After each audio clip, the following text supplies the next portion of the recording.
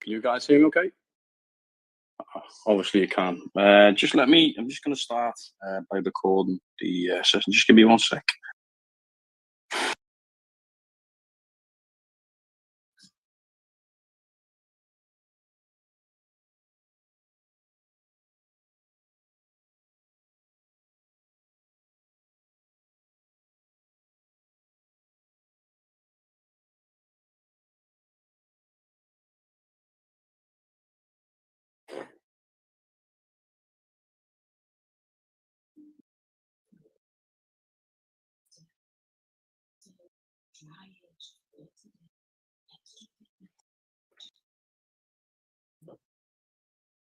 Okay, so we're recording. Just a few minutes while everyone kind of starts to join. I just want to start off actually by putting a congratulations to AJ from EMP and also to Danny and the team here. I mean, wow, what a phenomenal launch that was of the NFTs. There was 5,000 NFTs completely sold out. Now, I don't know whether the fact is true, but they tell me it's the biggest NFT sellout or launch on Binance Smart Chain, which, if true, is pretty epic in its own self. So, big congratulations! Actually, congratulations to anyone who managed to nab one as well. They've been popping in and out of our general chat all day, and so I've got to say they look absolutely epic. Just a little bit of shop just before we get started. We have the AMA questions channel. So if anyone has any questions as we're going through, pop them in there and we'll try and get as many answers as we possibly can. Now, what we're going to do on this AMA is we're going to have a poker tournament that's following the AMA. Now, it's going to be starting essentially at my time, it'll be 10:30, but it'll be 21:30 UTC, so 9:30 UTC. So basically an hour and a half from now, which kind of means we're going to have a hard stop because the tournament is hard coded into the system. What I've done for anyone who's interested is we're going to bring Diamond from Club Monte Carlo up in a second. I've posted the link if anyone's interested in joining in the AMA questions channel. So just as a quick update, in order to be able to access it, you first have to register under whatever your affiliate link is. The affiliate link is actually in the description, and then the link underneath them is the actual tournament link if you want to register for that link. So feel free to join. Anyone can join, and that's pretty much it. But without further ado, let me start by getting the main man, Diamond, up from Club Monte Carlo.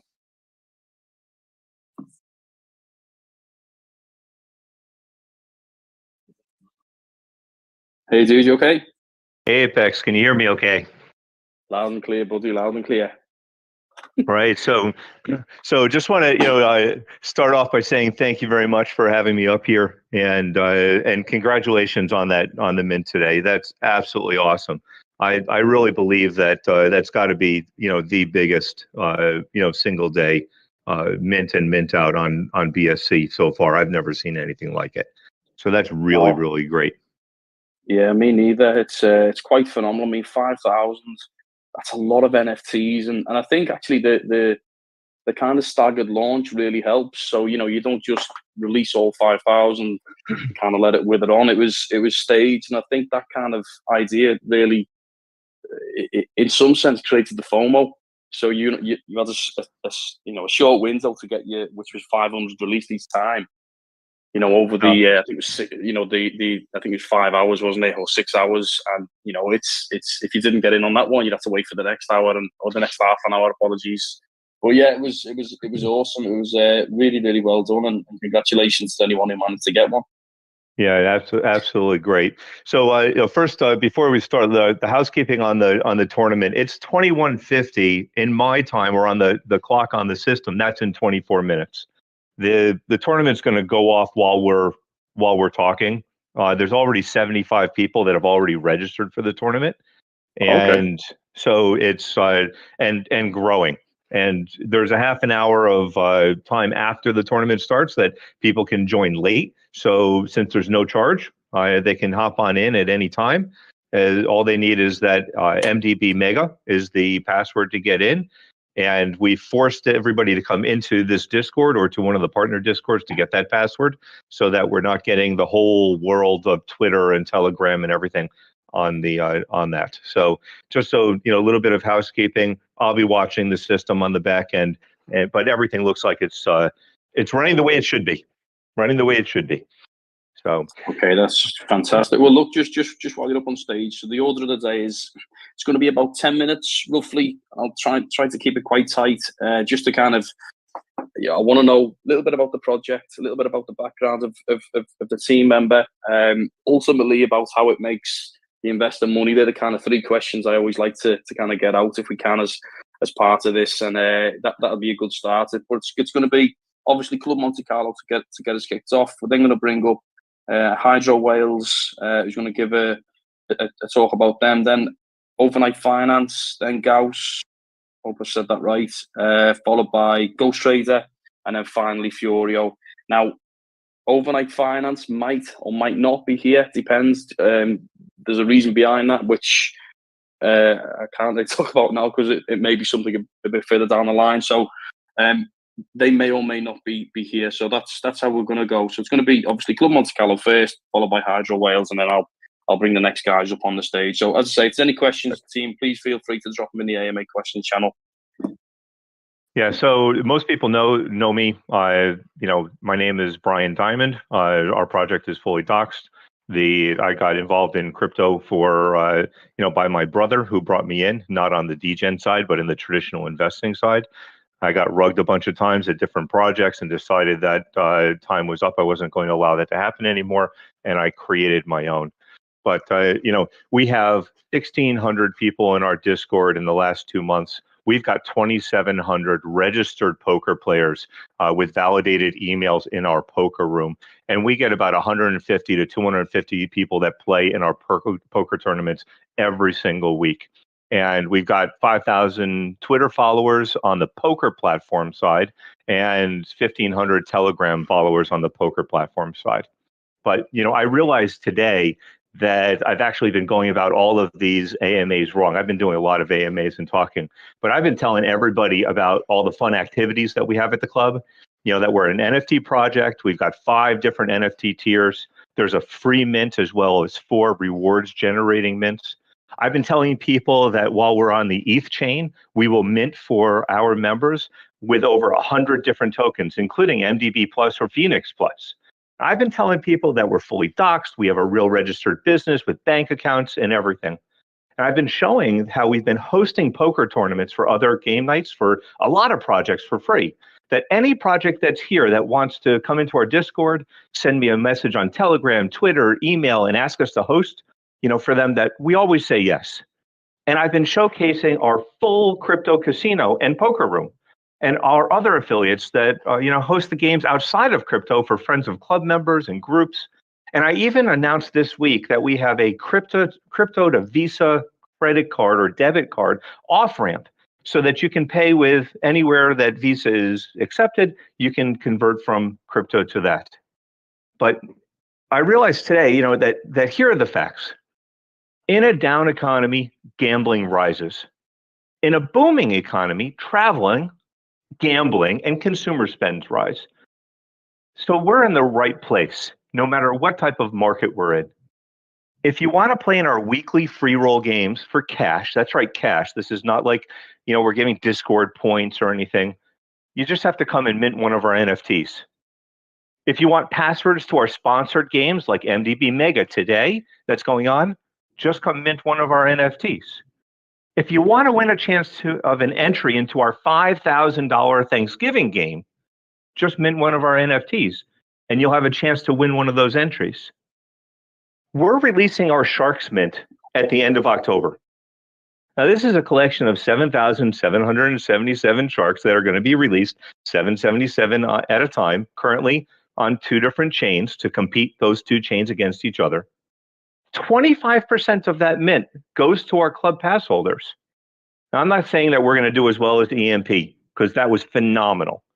But if you want to see the rewards from that Sharks Mint at the end of the month, you have to mint a club pass before the mint, because once it drops, only the current holders are going to get rewards. Good question for you. So, obviously, I think poker is synonymous with degens in general. I mean, I've always liked poker. And, when the boom came, it was a good few years ago now, but poker really hit off, specifically, Texas Hold'em. One of the things I've not seen a lot of, I mean, you've got like GG and what's the other one, Poker Stars, and they're the kind of mainstream apps, let's just say. So, but I don't think any of them do, cryptocurrency as a way to be able to, use for the platform. So, who are your competitors in the crypto space, would you say, for poker, or are you kind of one of the first? Are you trailblazing in the first kind of crypto style poker tournament, poker platform? So in the crypto poker world, where we accept any kind of crypto, over 100 different types of crypto natively on the platform. So you can actually go in, you've got BUSD, you can pay in an ETH, you've got BTC, you've got Shiba Inu, and you want to buy in to the poker platform. We're the only ones that have that range. There are other platforms like Kataro Sharks and some of the others that say, well, we'll accept Solana and you can play in our one Solana game. Or there's a few others that have a conversion mechanism. But Club GG, PPP Poker, Poker Now, all of those club-based games that everyone is currently playing are all based on a system that is not crypto friendly. It is based on something where you've got to buy it in the iOS store, or you got to buy it on the Play Store. You've got to buy in with, they call them diamonds or gems, and then they get converted to a playable token. And then some human has to do this manual extraction in order to give you back. And all the projects are using those platforms and a lot of manual labor. And we take that completely out of the picture. Whatever you want to pay with, we can pay. You can play with whatever you want to take it out as. You can take it out as, and it's all built into the crypto poker and casino platform. So I guess the big thing really is it's getting the word out, isn't it? It's trying to get people aware, the functionality, how easy it is to sign up. I think a lot of people maybe sometimes think, dealing with a site and connecting your wallet is sometimes a bit worrisome if as an individual. But I mean, I can attest. We as a partner, Mdb, we've had pretty much exclusively all of our tournaments on the server, and it's been fantastic. We have I think every fortnight we have a high stakes game and stuff like that. So it is, I think, for you to grow, it sounds like anyway, and I may not always be right on this, but it's about getting the word out and more marketing, and I guess stages like these help that. Absolutely. It's about getting the word out, getting up on stage. We were talking today because we have actually discounts at Vegas.com and Points.com, Ledger, hotels, car rentals, airport parking. We have all of these things which are real world utility outside of the poker platform that we've developed and we're continuing to grow. Someone told me that I should and because we don't have to sell NFTs, we can actually sell tickets and memberships where people can play, and they can pay with credit card. They don't even have to have it on the crypto platform. That we should just have our QR codes and these little cards out on the Vegas Strip with people handing them out, just like they do with all the other fun stuff that's on the Vegas Strip. Just to get the word out to people that are players to come and play on the platform. And like I said, 2,600 people, 2,700. We had 150 new poker players join in the last week and a half, just because of 2 tournaments that we held. And while one of them was a pay for play. It was a $5 entry tournament, and people got on the tourney and they all played. So we have I think a very good sustainable growth model that is based on real world revenues for our NFT holders, and that's what we're trying to show. That if you want to be part of an amazing project, just come to the club, mint one of our NFTs. If you want to get, the opportunity to get rewards, you mint one of our rewards generating ones. They start at $160. It's not an insurmountable amount of money. Look at, one BNB, a $300, NFT from EMP, great project. And, $160 is our entry price for our gold tier.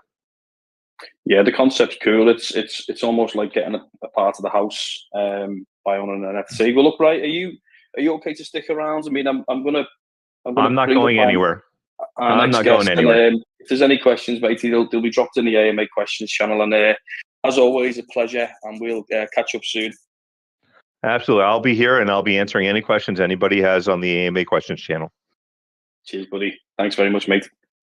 Okay, doke. I'll just take you off the stage, and I am going to bring up Crypto Sam from Hydro Wales. Hey, Sam. Hey, good evening. How you doing? I'm very well, matey. How are you? I'm very good, thank you. I just wanted to offer you guys a big congratulations on the very, very successful mint of today. I personally picked up 6, and the Hydro has done a giveaway for it earlier today as well. To your community. I know a lot of our holders. I mean, we've been partners with EMP for a good 4 or 5 months or so now. So we've been giving them support all the way. So it's definitely a very, very strong NFT collection to be involved with. You know what, Sam? We kind of done, these mega AMAs. Usually, what will happen is whether it's me or kind of part of the team, we'll just select, certain projects, and we'll, go out and speak to them, or maybe someone will come into the partnership channel and request if they can do an AMA, and we'll kind of ring fence it as a mega AMA if we get enough adoption. But we decided on this one to go out to our own community and ask, who do you guys want to see if we can get up on the stage? And all of you guys actually on this AMA, this specific one, that all you were voted within a kind of separate channel in terms of the community about who the community wanted up on the stage. So I hear everyone on this stage. I hear your names a lot, and what's kind of fun for me actually is I'm stuck under a rock under MDB. I don't really venture out and go and kind of check out other projects. So what I'm hearing here today, against all of these projects, is probably relatively new to me. So you may have to kind of go basic, start from the beginning, and just give us a kind of a macro view of your project. Explain a bit about what it is, what you do for the team, or kind of the role you play, and I guess how it makes the investor money. So is that okay? Yeah, no, absolutely. Once again, I do appreciate you giving us the opportunity to come up on the stage and be able to talk to your audience. Cool. Awesome. Okay, so my name's Sam Pittman. I'm one of the co-founders of the Hydro Wales Mining Club. And before I do dive into the project itself, I think it's always vital to talk about who's behind the team itself. So the team are fully doxed serial entrepreneurs. You can go on the website, you can see our LinkedIn profiles. So we've got a wealth of experience running 7- and 8-figure businesses in a range of industries, from software development to medicinal cannabis, with 2 of the co-founders, myself included, originally coming from the IT security industry and holding master's degrees in cybersecurity itself as well. Now, diving into Hydro Wales Mining Club. Hydro Wales Mining Club, hence mining. We're a fully minted out NFT project focused on generating long-term passive income. And initially, we've done this through running a hydroelectricity powered facility over in the States. And then what we're doing is we're actually utilizing this revenue stream to compound and invest into other projects and invest into other things such as noding, increasing the number of miners, with the overall aim of growing our treasury and paying out holders monthly. And these payouts actually begin in the start of February next year. And this is going to be in the form of 3 different coins. So Bitcoin, so it'll be wrapped Bitcoin because we're on the Ethereum network, a form of stablecoin from our treasury, and our own token that's just about to be finalized in the development of it. Now, on top of this, on top of all of these different streams we're building out through the investments, one of the biggest things we have is the Hydro Wales Mining Club Launchpad. And we use this to help kick off other projects. And in return, Hydro Wales negotiates ownership and profit shares going directly into its treasury. Now, the first 2 projects going through it are of our own, so an extension to the Hydro Wales ecosystem. And the first one that was launched was Project 79, which is essentially a project doing physical gold trading. That project itself has raised just over $5.5 million in the last 12 weeks and is paying back 4 to 7% monthly. And the next one we have going through that is Ocean Money. And this is a Swiss FINMA regulated entity offering banking intermediary services, asset management, and custodial services, and all alike. And I know there's a lot of information. So the Hydro Wales ecosystem is growing very, very quickly, and we're building the team at kind of a rapid pace.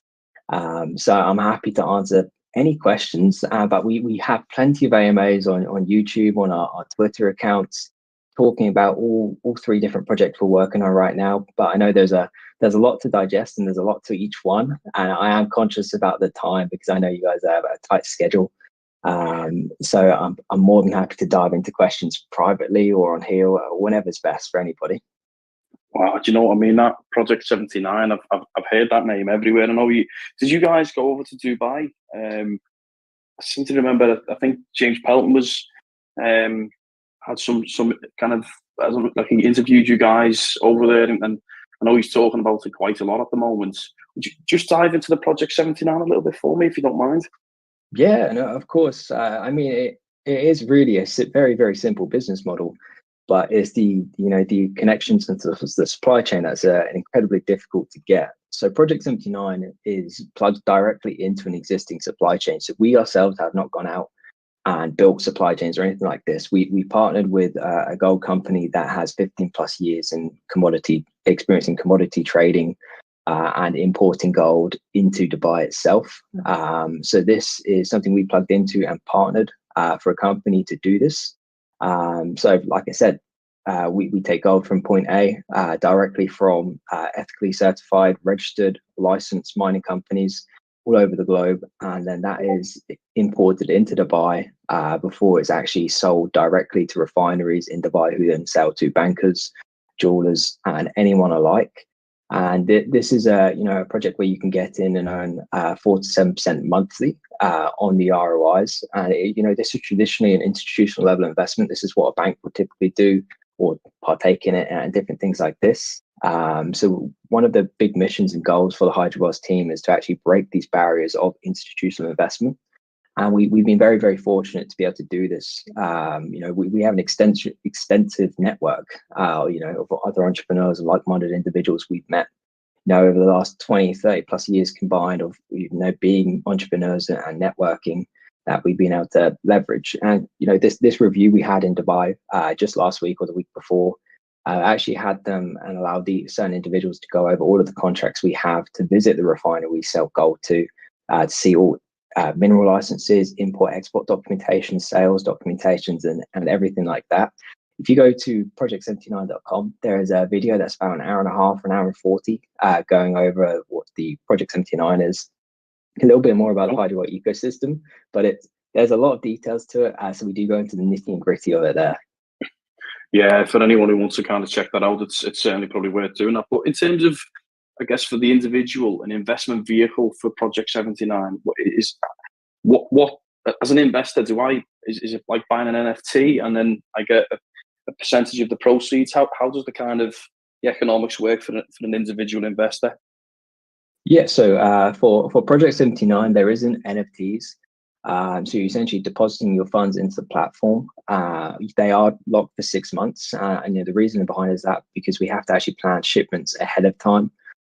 So we have a sacrifice period at the end of each month. So it kind of bridges between the end and start of a month. And then this allows us to, once that's locked, we know how many shipments we can do from that amount, raised during that sacrifice period. But this is done on the Ethereum blockchain, and it's either USDC or USDT stable coins. And Project 79, although we use crypto to make it more accessible, we aren't actually a crypto-based project. We convert crypto to fiat to purchase the gold. So everyone's funds are either stored in fiat, a small portion in stablecoin, or the majority is actually in gold. Nice. And the actual, in terms of where the money's being made, is it the supply chain element? So you're kind of doing the import and export piece, and you're receiving a fund from that, or where's the value in terms of the project itself? Yeah, no, that's a brilliant question. So we make a spread on, the purchase price of the gold. So mining companies traditionally, transporting gold isn't a quick thing. It doesn't take 1 or 2 days. Even if you could, we work with Emirates Sky Cargo to have the gold itself shipped to Dubai. I mean, that's an overnight flight. But the imports documentation, the customs licenses, and all the licensing required is the complex piece to actually be able to export gold and then import that back into Dubai itself. And mining companies don't typically like to tie up. They'd be putting all their gold and they wouldn't have any cash flow coming in for 4 to 6 weeks or even a longer period than that. if you're actually, exporting the gold themselves. So that's where kind of partner intermediaries like us come in. So it's like any supply chain, there's always kind of a middleman, like a farmer. They don't sell directly to Tesco's in England. They will go to someone else, and then that gets refined, and that's what we do. So we take it then to a refinery, who then sells on to bankers and jewelers and so forth.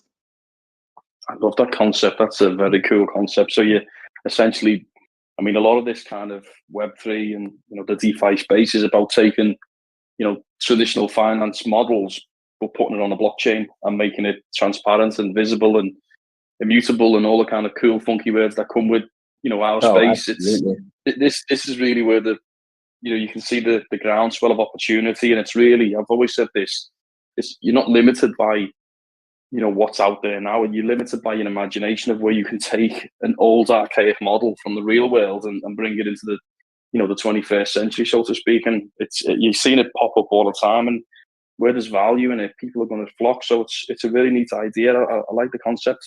And maybe just talk a little bit back on the hydro whale. So how many NFT, when you launched your mint, how many NFTs was sold, and I guess what's the floor price on the secondary market for them? Have you guys kind of looked at that? Yeah. So we are a collection of 10,000 NFTs. So I mean, we took around 6 months to mint out, or just under that. So our first 5,000 NFTs, we broke them down into phases. So we did a batch of 1,000, 2,000, 2,000, and a final big batch of 5,000. So the first 5,000 they took around 5 months.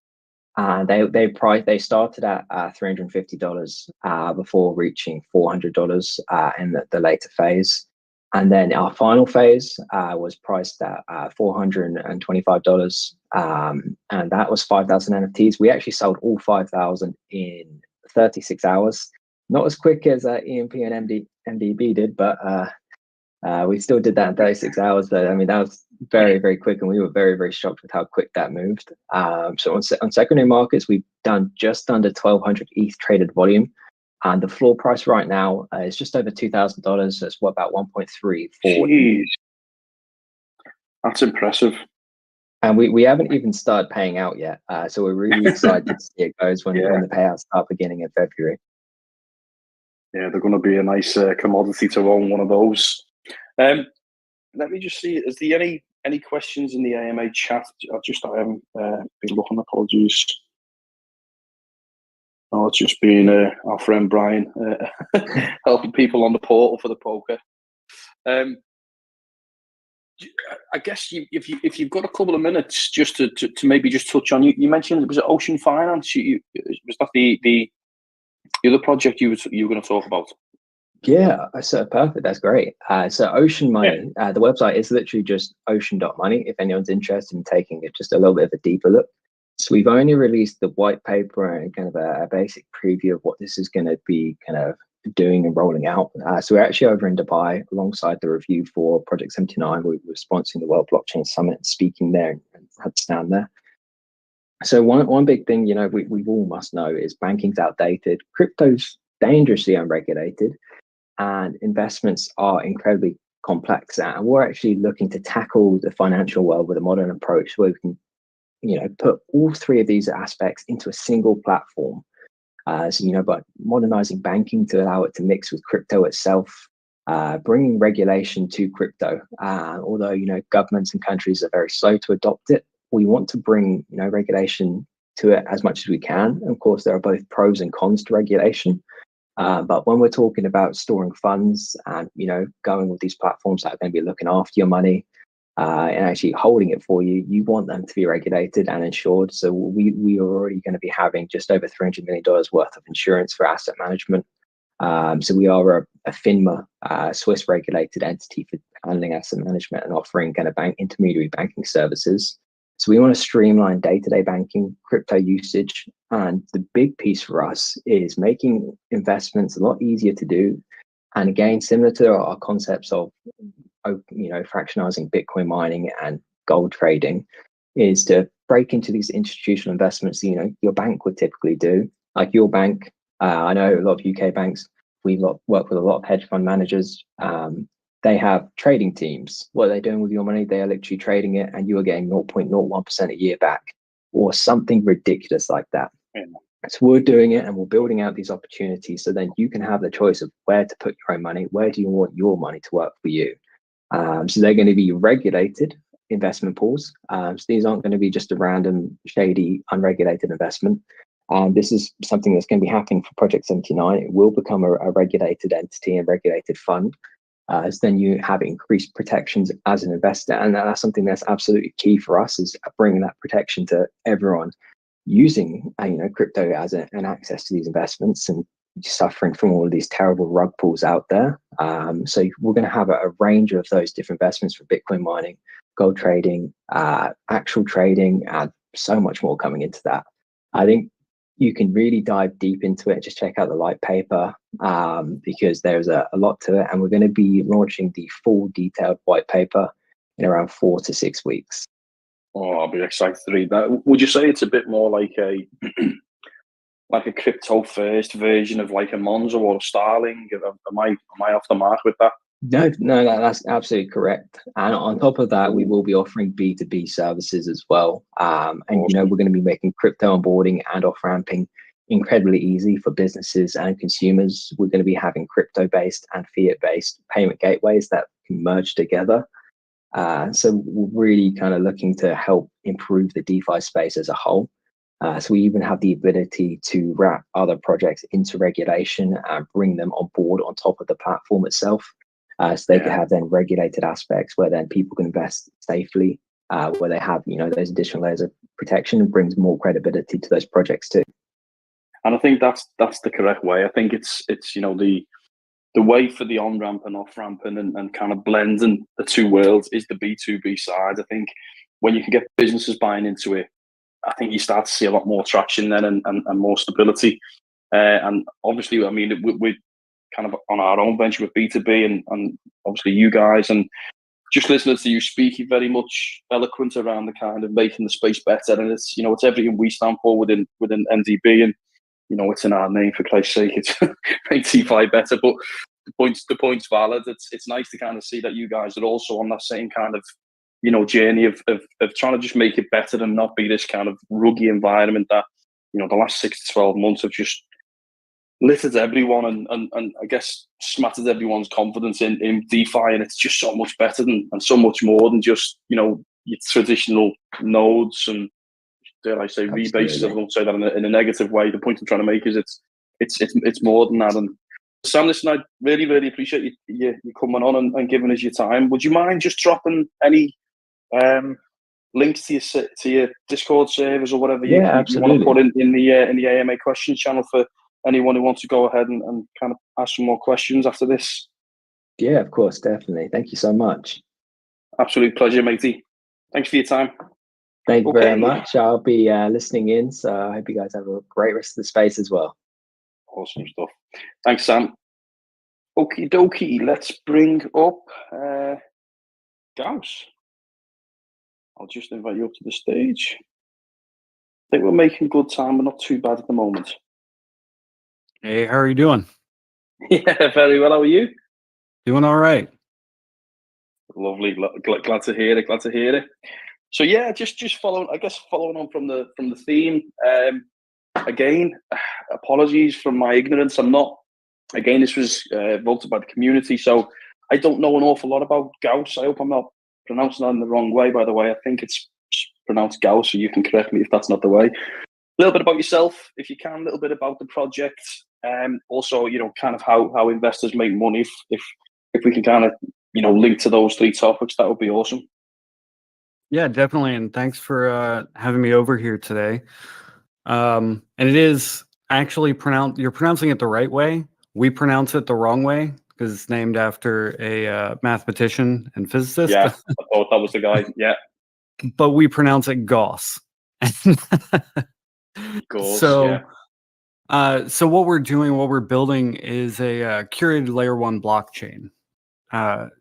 Just like you were talking about with your last guest, there's been a lot of fraud and abuse in this space, and I believe there's room in the entirety of the crypto industry for a curated blockchain where we vet all the projects that launch with us and protect our community's partners, holders, everyone, large brands that want to launch with us won't go through the same vetting pipeline. You're not vetting the CEO of some large company, but that in a nutshell is what we're doing. Rather than doing an initial token sale at launch, partially due to US regs and laws, we're selling NFTs, and then we will be allocating our native tokens to those holders. So we're launching the blockchain next month. We haven't announced the official date. I think that's coming out in the next day, maybe Halloween, maybe the day after. But yeah, that's it in a nutshell. What about, so just a little bit about the team? What I guess, what made you decide to build your own blockchain? I guess what problems? I always like to think of the problems that you're trying to solve. Obviously, you could say, well, there's tons of blockchains out there. So would you say the difference or the USP is really around the vetting process and not just letting anyone, come on the blockchain? It's got to be vetted. And I guess if you can, maybe a little bit more about the rigors of your vetting process and stuff like that, because I often think with these things, if let's say you vet something, and we see it all the time with auditing companies and companies where they'll vouch. I don't want to say Obsidian Council, but sometimes you'll see where something's gone rogue, it's been vetted, yet it's still rogue, and it's like, well, it's what do you do now? What's the kind of idea around the vetting process? And I guess if something goes wrong on a project, do you guys have a way in which you would, I guess, boot them off your blockchain and stuff like that? Do you want to maybe talk a little bit about that? Yeah, sure. I'll touch on all those points. The team, first off, there's 4 co-founders. We have about 20 people on the team overall right now. Myself, CEO, I'm a Marine veteran. Started my first business at 12, which ran profitably for 20 years. Done all sorts of things before and after the Marine Corps. The last 10 years, I've been in the event and entertainment industry, which is part of our go-to-market strategy. Tapping into warm connections with talent, artists, celebrities. Pat, our CFO, we've known each other for a long, long time, even though I believe he graduated college the year I was born. He's been a C-suite exec for 3 decades now, working for multi-billion-dollar tech companies, mostly cybersecurity or DoD related. Austin is our CTO and lead developer. He's been the man behind all of our code. He is a cybersecurity specialist and is doing remarkably well, taking to this space like a duck to water. Lauren is our chief science officer, which it seems strange to a lot of people to have a CFO and CSO at this stage, but our long-term goals lead us to want to have this, sort of structure from the outset so we can start planning R&D efforts and things. Without going too deep into the weeds, there's a lot of different things that we're going to be developing. She's also going to end up running our not-for-profit, so she'll have those dual roles. One of the other points you mentioned was our vetting process. How do we ensure the safety, security of our ecosystem, I suppose? Our vetting process to start is going to have an application, internal review, then KYB process, then legal review, then final internal review. That's the rough initial step process. If somebody gets approved to launch with us, we then help them shore up any of their weak areas, be it legal, marketing, operational, development, gearing towards having an incubator, accelerator, and venture fund for everything in the ecosystem. Our goal is really to set everyone up for success because I think that strengthens the whole project and the whole ecosystem that we're building. part of how we protect, our ecosystem, our communities, is that this is a business. Most blockchains are decentralized, and not only I don't think are interested per se in holding anyone accountable, but are unable to, right? We're going to have legal agreements with everyone that launches with us. We'll be able to pursue legal action should anything go wrong. We are also preventing, right out the gate, preventing the ability for anyone to rug, because they're not going to hold the LPs. At the start, it's a little bit more difficult for us, but once we get the Omnipool launched later next year, that whole process gets significantly easier, and we can launch 100 large projects in a single day, and then we're just locking up that liquidity token. So the ruggability goes out the window, from the outset. Yeah. And what type of chain is it in terms of its mechanics? Is it like proof of stake, or what's the operations? Yeah. So Will it be validate? Yeah, so it's the proof of authority chain, which is a type of proof of stake. It's EVM compatible, so we'll have interoperability between all the other EVM compatible chains. Obviously, bridges are one of the largest threat vectors in the space presently, so that's a concern. We've already had initial conversations with Circle, and we should have USDC in the ecosystem as a pretty easy on-off ramp for everyone. Very much. It seems that's the one common denominator across all chains, actually, isn't it? Such a cool token, USDC. Yeah, it is. I really like everything they're doing. I like that they're a fully collateralized stable coin, one-to-one. I also like that they do monthly audits and that they're radically transparent, which is something that we're going to be gearing towards as well. Obviously, we can't do monthly audits to start because that is cost prohibitive. But we, we'll probably have quarterly audits or something to that effect growing into as volume and our user base grows, growing into something like a monthly audit with a lot of publicly available information. Because I agree with and support the idea of decentralization for so many things, but I think that, offering up a trusted ecosystem is important. The internet took off once you had unifying protocols and trusted ecosystems. E-commerce took off because there were trusted ecosystems. For anyone old enough to remember that period, nobody wanted to put their credit card online because there were so many scams, man-in-the-middle attacks, you name it. And then trusted ecosystems were built. And so that was allowed to grow into mass adoption. And I think that's needed for the larger public. Yeah, I don't disagree with that at all. In terms of the capital raised for the project and the development of the blockchain, is that raised by the core team, or is the venture funds, or how's that? Is it going to be like community funded via the raise? What's your plan? Yeah, sure. We've been bootstrapped up until recently when we launched that NFT campaign, and to date we've raised, I think it's between 350,000 from community sales and one sale to Sphere Finance, with the agreement they can't sell our token, we can't sell their token. That's part of that exchange. But yeah, the goal here to protect the longevity of the ecosystem is not to raise too much from venture capitals or institutional money.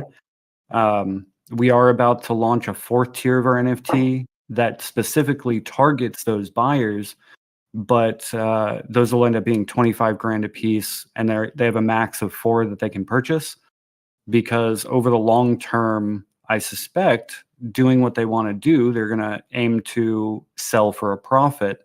And I don't want too many or too few people having too many tokens in the ecosystem.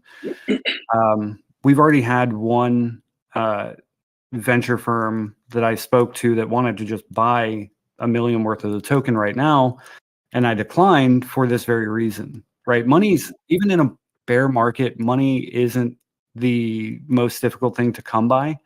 But if you let that out of the box early, you can't ever put it back in. Yeah, you don't want to sell your soul too early, before the project's got off the floor, so to speak, do you? Right. And if they want to buy in, they can buy off the market, right? Because that has the upside of offsetting their future sale by direct price impact. It's not an OTC sale. So, so in terms of anyone in the community who's getting excited and they want to be part of the project, so is it the next NFT sale launch? Is that the only way in, or is the other ways in which an investor might want to be able to get into the project? Well, for right now, it is just the NFT sales until we have sufficient liquidity for us to be comfortable with swapping. You don't want to launch something like this with a liquidity pool of 50,000, right? The price impact from any swap would just be egregious. So we want to ensure that we have a couple million in liquidity, which is part of why this private sale is happening. That way they're, users can come in. They can buy the NFT, or they can just put $10 to buy some of the native token or whatever. Awesome job. I always like to just tease out a little bit just to get a bit more deeper in, and it's quite exciting. It's new blockchains. It's like people always say, well, it's like you've got so many blockchains now, why would you need more? But I think sometimes it's about the USP, and I don't think it'll ever be a crowded space. Moreover, I don't ever think there'll be one consolidated blockchain. That I think there'll always be choice. You know what I mean? As an individual, just one question in terms of the fees, in terms of your blockchain. Is there any kind of understanding on what the fees might be to transact on the blockchain? Is it, in terms of how that will work? Yeah. So to start, we're likely going to have somewhere between 2.5 and 5%, which I'm aiming to diminish over time as volume increases. One of our closest competitors in this space is a project called Chili's or Socios. They only launch fan tokens for sport teams. Yeah. They have a 0.2% transaction fee, and their 5th quarter after launch, they were able to achieve 200 million in revenue. So chances are we'll be decreasing that over time. When, how much, I'm not entirely certain. The 5-ish% starting is going to be to bring in revenue, continue building liquidity, things like that. So not something we're looking, the idea behind this is to compete over the next 5 and 10 years with things like Apple, Google, Steam, who all take 30 to 50%. I think that's a Web 2 mentality that will die over the next 10 years. Those take rates are just far too large, and I'd rather see more revenue be decentralized, right? The actual decentralization of revenue streams. So be it ad dollars or sale dollars, I'd like to see more of that go to the actual builders and to their communities. So that's a lot of the stuff. Okay. Well, look, really appreciate your time. As I say, it's great for me. I'm in quite a lucky position where I get to speak to really cool guys, about projects and innovations, and yours is no different. So really wish you the best of luck, and I'll be following you guys along. I've seen that someone's dropped in your Discord server link into the AMA question channel. Our community over here. We got one of our newest mods, and we've got the ferret. Awesome stuff. Well, listen, thank you very much for coming up on stage and sharing your time with us today, matey. I really appreciate it. Yeah, thank you for having us. No problem. Speak to you soon. I'll take you off the stage. And let me see, who is next? Do we have anyone from Overnight Finance on the in the audience? We may not, because I think there's something else planned longer term. Let me just see. No, okay. Let me move on to the next one then. Let me see who the order was. Ghost Trader. Do we have anyone in from Ghost Trader?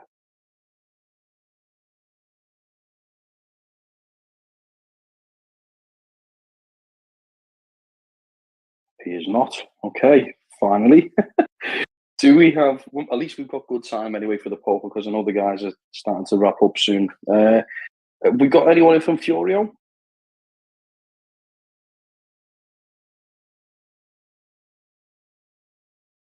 The 3 projects have let us down. Apologies, guys. There's well, I know the overnight finance team. I knew that one might not go ahead because I think we're planning something a bit further down the line. But I did get communication from both Furio and Ghost Trader that they was hopping in, but it appears they've not turned up. Oh gosh, let's bring them back on the stage. I was going to say I can answer more questions. I love answering questions. So. No problem. Well, while we've got a few minutes. Yeah. Terrible when it's bad. Does anyone want to come up on the stage actually and speak to Gauss himself and ask some questions? It's actually Gary, by the way. Gary? Yep. I'm Andrew, Gary. So nice to meet you, matey. Pleasure. Okay. Does anyone want to come up? Please feel free to raise your hand. Do we have anything in the AMA questions channel for you? Gary loves questions. I do. I believe it's important to, have a community where you encourage people to ask questions and encourage your community to answer them. Yeah. So what made you? So I always like to understand. Why start a blockchain? What was who was the initial idea? Because there's always got to be a fundamental reason, like you're fixing a problem. What would you say that was? I mean, I think the biggest reason is one of the biggest problems that I think everyone here probably listening has, had some scam, rug, something terrible happen in this space, because it happens 100 times a day, right? And I think that is part of our, USP, our unique selling proposition here, being curated, being able to solve for that. It comes with its own unique challenges, right? We expose ourselves to some level of liability, building a curated ecosystem. That's part of the reason none others really want to do that. But that is the biggest reason, I think. I want to see it all go toward mass adoption. I want to see large brands come into the space successfully. And I want to see communities be able to participate in this space without constantly worrying about all of the negative aspects. Well, I think I heard a stat quite recently about, institutional businesses, so proper B2B businesses who want to use crypto to transact and, be within the space. But it's difficult because if you're looking at your balance sheet and you're predicting your P&L and stuff like that, but you can't factor in things like gas fees. So, more often than not, people would use the ETH or the EVM chains just because of the smart contract aspect. But it puts a lot of businesses off because of the fees side. And I don't know if something like Constellation DAG with their gasless chain was almost like a way to kind of, prevent or to give ease to maybe more institutional investors to be able to use the chain without having to worry about different gas fees and stuff like that, which is kind of being part of one of the problems. That, that's just a statement that I kind of heard recently. I don't know how true it is. Do you have any kind of thoughts around that? Well, I think from what I've seen of gasless chains thus far, it's kind of gimmicky.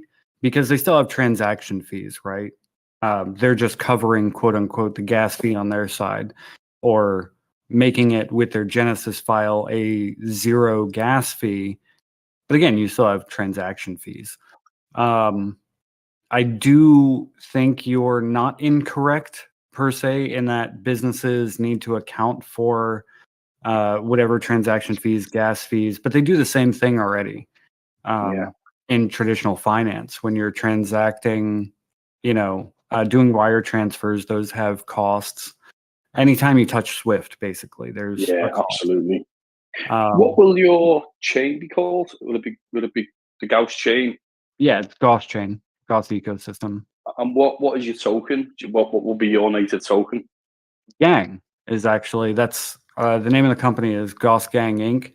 And there's a really good reason for that I'll get into more down the road, probably 9 months when we have the funds to really push those announcements. But I think we had a presidential candidate here in the U.S. that ran, with Yang Gang, and I think that's there's still some negative stigma there, but I think pop culture's adopted it enough that in 5 and 10 years you'll see Pepsi Gang and Nike Gang, and you name it. It's just going to be a ubiquitous term for community. Awesome stuff. Is there anything we've not spoken about that you'd like to maybe mention? I mean, I could talk about Gauss and do talk about Gauss almost every day, all day long. So there's some of the other things that we're building, right? Like our launch next month is the MVP. A lot of it's very open source because that's proven, highly audited code. We don't need to reinvent the wheel to launch and prove out the model. But over the next 9 months, 18 months, and 5 years and beyond, we're going to be pushing pretty heavily on a lot of new developments. We're, being centralized, we can evolve and iterate faster than a decentralized chain. We don't have the benefit of 10,000 free developers, but we have the ability to make decisions and execute on them without needing massive consensus. There's pros and cons to everything. But I think that is one of the pros. And then, 12 or 18 months after we make something new, we can push it out as open source, giving us a little bit of first mover advantage with BSL licensing or whatever, and then support the open source environment, because that's still something I believe in. And then just a quick question in terms of like the ambitions and the goals. So when you guys are all kind of together and you're building this, is the plan or the goal to mimic like a Chili's, or is it more to mimic like a Polygon or an Avalanche? Is it that type? I know they're layer 2s. Well, Avalanche is kind of a layer 1, but in that sense, are you wanting to get to that kind of adoption, or are you kind of happy trying to get to maybe something like Chili's kind of adoption? That's tough to say because I don't think that their adoption, I don't know what their actual user base is right now in the down market, but they're doing just fine. Like their adoption is not insignificant. I want to aim bigger because I think the sports niche is very small. Like the gaming industry is larger than Hollywood and sports combined. Absolutely, yeah. Which is something we're aiming for. Some of that technology I was talking about building lends itself remarkably well to Web3 or metaverse gaming. A lot of the NFT protocols that we're going to be working on, AI translation layer, working to allow users and players to bring digital assets from one environment to another. Some of those core pillars that will be necessary in the next 5 and 10 years. And the Omnipool, I saw Ferret mentioned Omnipool Breakdown Go. I think that's something else that will set us apart that nobody else can do with a decentralized chain. You can't have an entire ecosystem run with one single pool of liquidity in a decentralized chain. You can introduce toxic assets to it and just drain it rapidly. Yeah. For us, at scale, in 5 years with billions into that ecosystem, one pool of liquidity will do remarkable things to swapping efficiency or capital efficiency within the ecosystem. If we have 100 million USDC, that is something that gets to be traded against by every other token in the ecosystem, rather than having thousands of networked buckets, little buckets of liquidity. You just have one vast ocean. So makes sense. I mean, I would love, a year down the line, next bull run comes or whatever, to have, the Gauss or Gauss. Sorry, that's just my bad pronunciation. The household name. Yeah, but and obviously I always say this, but what's the one common denominator you find in the best projects? Okay, maybe the idea, but it's always it's the team and the conviction. I was just about to say that, yeah. It's the team.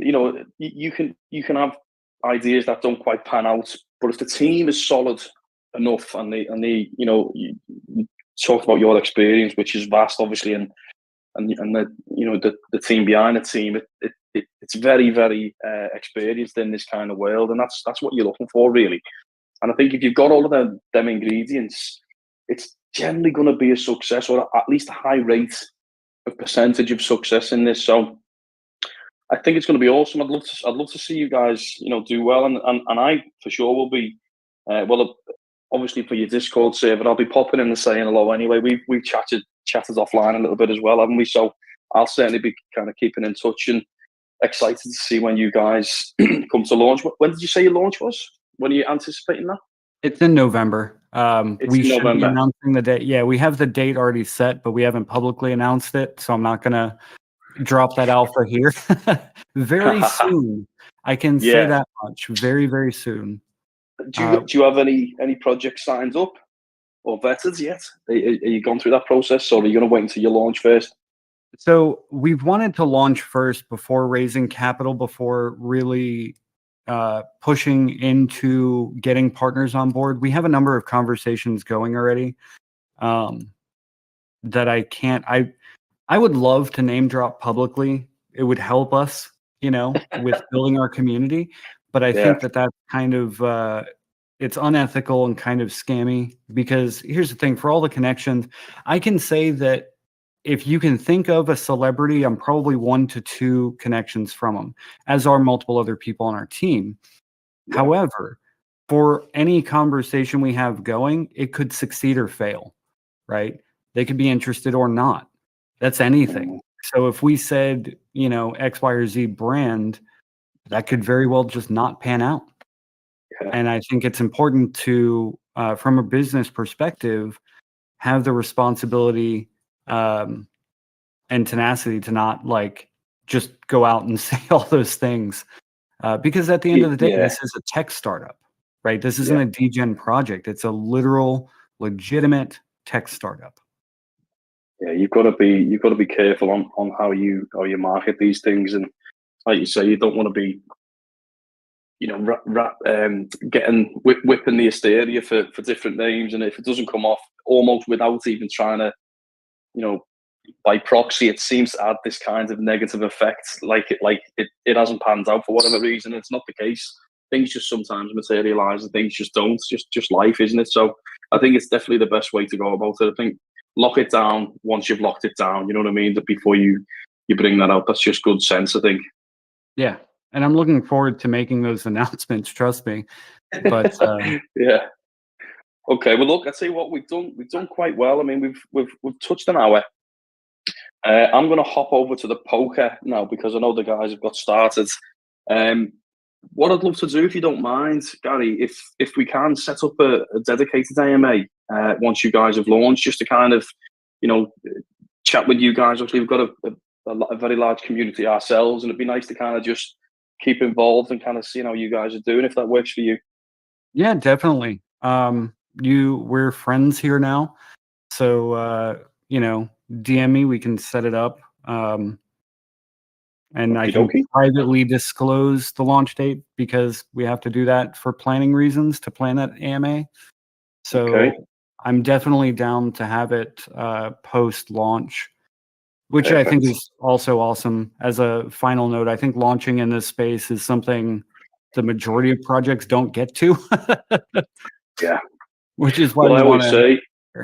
say, if you're launching a project in a bear market and you do well, or at least you have some semblance of success, you're punching above your weight. You're a decent project. I mean, I wince at some of the projects that launched during the bull run, and everyone you'd buy peanuts if it was launched in a bull market, just because it's a bull market. But I think the ones who launch in a bear market and still keep their head above water, they're the ones to watch for the bull run, in my humble opinion. And it's brave, but equally, you should be able to still launch in a bear market and make it. If your project's got anything to stand by, it will still succeed, in my humble opinion.